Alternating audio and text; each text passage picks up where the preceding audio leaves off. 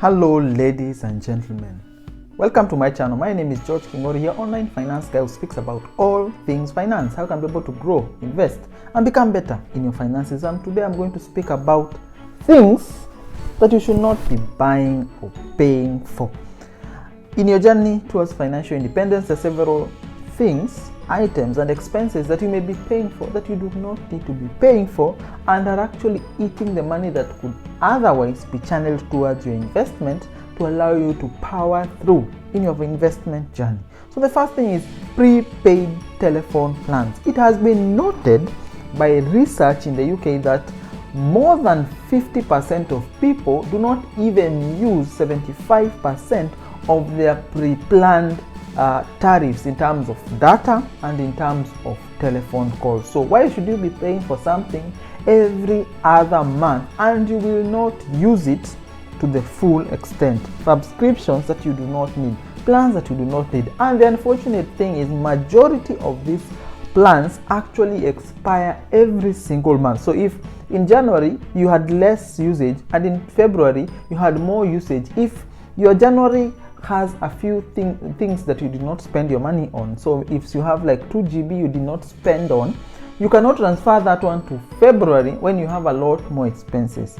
Instead, when you have used your February, you would have again to now do prepaid things in terms of money and load airtime and be able to pay bundles and things like that.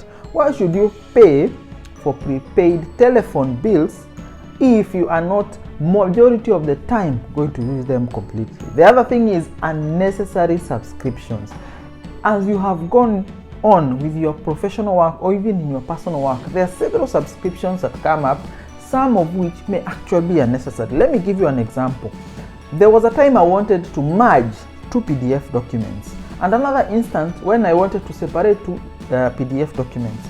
And the first option when you search how to go about it is a platform that allows you to enter into a subscription to be able to be doing that. But because I don't do merging and unmerging of PDF documents every other time, and sometimes at most 8 documents in a whole year, why should I pay for a subscription of $2 every other month towards this service that I will probably not use as soon as I think? But there was another one that allowed me to be able to do these things online free of charge. The only thing that I needed to do is not have big documents, because for a big document you need to pay a certain amount of money, a one-off charge to be able to do that for maybe a day. But because I was having small documents, I only did the online platform. I did not need to subscribe. But sometimes you are tempted to subscribe to this subscription that you may have alternatives to, and paying $2 every single month can actually add up, especially if you have several subscriptions of several things that are actually eating your money every single day. The other thing is in entertainment. If you do not entertain yourself through many channels, if for example you only have 2 hours every week to be able to entertain yourselves, why should you have 5 subscriptions of entertainment channels? Just have one that you most likely are going to use and stick to it, and unsubscribe to all the others. Why do you need subscriptions to be able to allow ads not to run in certain platforms? These are things you can be able to work on and remove additional expenses that are actually unnecessary in your bills and payment, things that you're paying for. The other thing is expensive gaming setups. I've gone to other people's places where they have even a dedicated chair for their gaming things that they bought. They have the new PlayStations, they have fancy screens, they have big consoles, they have charging stations for the game consoles. They have so many big things, but yet you hear they no longer have the time to be able to be doing that all the time. And sometimes because they have moved on and they have friends and they have other engagements, they end up only spending an hour maximum for this gaming session. And because it becomes continuously unnecessary, having to invest in a big setup, sometimes as high as $5,000 to be able to have this setup, and not using it to the full extent is a waste of money. These days there are so many apps that have games that are free of charge. They may have adverts, but they are free of charge that you can be able to download on the phones that we have now, the smartphones that are much more capable to have several games that may be a little bit engaging and free of charge. So why should you have expensive gaming setups to entertain yourself for 1 week, 1 hour in a week? The other thing is big chest freezers. Big chest freezers only make sense if you slaughter cows or pigs or whole pigs in an off-grid situation, cut them into pieces and store them for more than 3 months. But majority of the folk who actually live in towns do not need big chest freezers, and a fridge, a normal fridge with some portion with a freezer, is more than enough. Big chest freezers made sense in the long time ago when people needed to boil a lot of things and keep a lot of things frozen for a longer period of time, and people who live off grid and may need to slaughter a whole cow but consume in a whole year. If you are not in that kind of setup, it is a waste of money. And sometimes when you suffer from catastrophic electric shortages or where electricity is cut out, you realize that all this food that you have kept in this freezer will always spoil. In fact, a research shows that most big chest freezers are only used 10% of the capacity. People use only 10% of the capacity. So why this big size that uses all this energy and you only have 20% of the capacity in there? The other thing is that they lose a lot of the coolness very fast once you open them. So once you open them, because of the elevation and the difference between the heat in the room and the coolness in the freezer, you lose a lot of coolness during this process, which also consumes a lot more power. So why should you consume a lot more power to power this big item that you are using less, while you could have just a fridge with a normal compartment that you are using 100% of the capacity? The other thing is private home insurance. I have met people who have insured to the extent of theft of their household items. Ladies and gentlemen, it has been a long time since I heard of people who have stolen household items. They steal things like laptops, things like phones, things like flat screen TVs, and also not the very big ones, things that can be easily portable and electronic, so that they can be able to make a killing as fast. But when you take an insurance for sofas, a theft insurance for sofas, an insurance for in case you may damage somebody else's property, it is a waste of money that could be used to power some of your expenses. Some of these insurances are as high as $7 every month, or around 720 Kenya shillings every single. Why are you giving people money to insure things that will not be stolen in that house? Unless you live somewhere where you live far off from all other people, and somebody can be able to steal things like sofa without anyone noticing because there's no one in the neighborhood. But if you live mostly in the town setup, you do not need such kind of insurances. The other thing is annual gym membership. A lot of people have paid for annual gym membership and have not had the capacity to be able to maintain going to the gym every other day. In fact, it is noted majority of the subscribers only use the gym 25% of the time. So why are you paying for an annual thing that you are only going to use for a few times, like one day in a whole week, and you have paid for a whole year? Why are you paying for subscription you cannot be able to sustain? And majority of these people have entered into this mindset that once you pay, then you are going to use. So that is a problem that many people have entered into and have paid for subscriptions that they will not likely going to use. So stop having annual memberships. In fact, have a monthly membership that is renewable every other month. And if you are incapable or unable to be able to go to the gym as often, then you can even have a daily rate that you can be able to be using. Alternatively, you could start exercising, like walking and running and cycling and all these things that are free of charge in your local area. In fact, enter groups that challenge each other. Have apps that allow you to be able to compete with people in the same location for how much distance somebody has covered, and it might inspire you to enter the journey towards health and exercise a lot more than even going to this gym every other few days, as you have paid for your whole year subscription. So whole year subscriptions for gym fees are going to be expensive. The other thing is pets.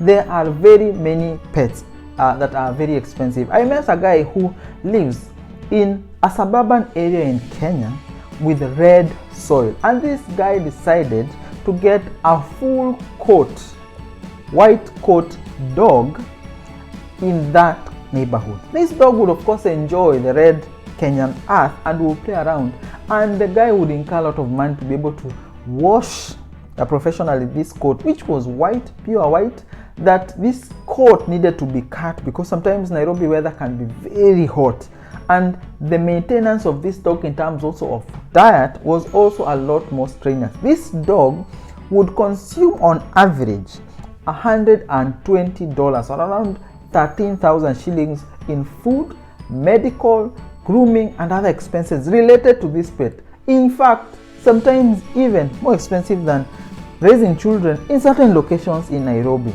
Very expensive. So if you're going to have a pet, ensure that you have a pet that can be able to eat the kind of food that you're eating and easily adapt to the diet that you have, of course with a little adjustments in things like salt and things like that. And a dog that does not need a lot more grooming, that you need to go to a specific pet spa and a specific place for it to be shaved and to be washed and to be maintained. And a dog that is not susceptible to the local diseases in your area. Expensive exotic pets that are good to look at but terrible for your pocket. The other thing is new cars. I've talked about cars for a long time in this channel. Buying a new car, and what I'm talking about is a 0 mileage car. It's easily one of the worst mistakes that you can actually make. This is because once you have driven this car off from the car yard or from the dealership, you lose 15% of the value within a minute. Just because it has stepped on the road, you have lost 15% of the value. If you were to take it back with 2 kilometers mileage in your hands, if you take it back and give it to the dealership to say, I made a mistake, I need to sell it, you have lost 15% of the value. Why are you doing this? You need, if you love, that you desire new cars, buy a car that is at least 3 years. A 3-year-old car has lost 40% of the initial markup price from the dealership, 30%. If it goes to 5 years, it has lost up to 50% of that value going down. And some cars and some brands in certain markets maintain a fairly equal value over a period of time. Even some places, higher or older models maintain this value and sometimes grow even as we speak about brands in that market. So ensure that you have done your research. Don't buy a new car. Buy a car that is going to maintain value or even rise the value, and it is going to at least make some financial sense. Because remember, cars do not necessarily make financial sense, but don't lose your value within a minute. That is just dumb.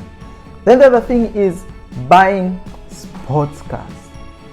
Still associated to cars, people who invest in sports cars and fancy cars that have the ability to move up to 300 kilometers per hour. Very few places around the world allow you to actually use this car in the intended fashion that you did. Many places have bumps, many places have poor roads, many places have speed limitations. You will not really use the car and enjoy the car as it was intended to be enjoyed in most places around the world. So stop buying sports cars, especially if you can't enjoy this sports car in the way that you desire to be able to enjoy it. Of course, the other thing is many people buy bicycles, expensive motorcycles that they are not going to be using.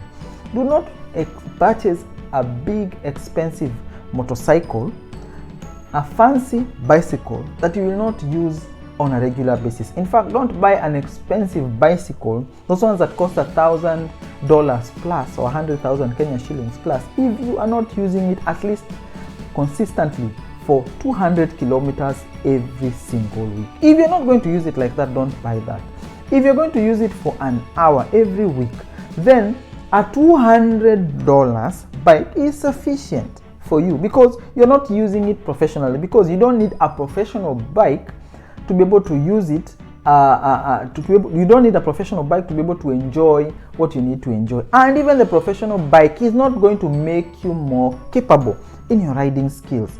If you're going to have a fancy motorcycle but you have to park it continuously for long periods of time, it doesn't make sense. You can still enjoy the utility of going with a bike ever so often, even when it is small cc and it is a less known brand. You do not need to go fancy to be able to enjoy these things. And remember, as long as it is parked, the risk of loss is higher, the risk of theft is higher, the risk of depreciation is going down, because these fancy bicycles and these fancy motorcycles lose value also just like new cars a lot faster. Of course, the other thing is sailing boats, and this is of course in the people who are more capable. If you're going to buy a sailing boat, ensure that you actually use this sailing boat. Do not buy a sailing boat and have to pay mortgage charges to be able to keep it in some port or in some boat yard. Every other month you're paying bills and bills and bills for an item that you are not using and using and using. It just makes no financial sense. And remember, boats actually lose maintenance every other year to be able to keep them seaworthy.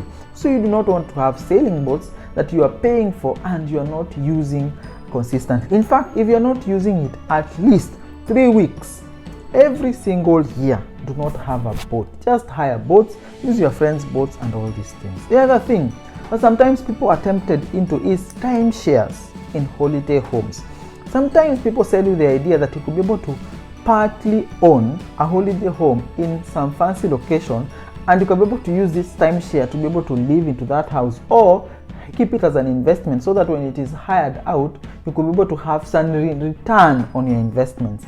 Majority of these schemes do not end up working for you as a person who is investing in it. They end up working better for the management company that sells you the asset and charges you the maintenance fees. And sometimes it can also be expensive if travel has been restricted. For example, during this coronavirus times, people who had such arrangements ended up paying from their pocket to be able to maintain properties and are not having enough guests to have any return on investments. A big financial mistake that you may not be able to anticipate. The other thing is, you may be forced to be able to enjoy this facility. You may be forced to be going for holiday in the same location, in the same house, and this can be monotonous.